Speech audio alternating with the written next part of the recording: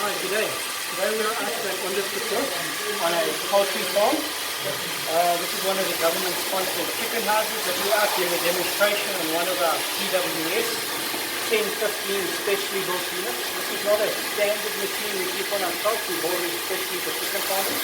If you have a look at the machine over here, I'll explain some of the features. First of all, we've got a 20-meter plastic large conduit that connects to the half-inch pump. Inline, we've got a chemical injector which is detachable. We've got a 14-meter high-pressure pump running at 100 bar. Due to most farms only being able to have 220 volts on it, we've built this unit with 740 volts and are getting a maximum pressure at this flow rate. A unit like this is designed and manufactured in South Africa. The parts are bought in from Europe, and we sit with a whole lot of spares for your pressure cleaners that you've got on your site. Have a look at our website, www.mapa.co.za, and give us a call so we can help you out at your chicken farm.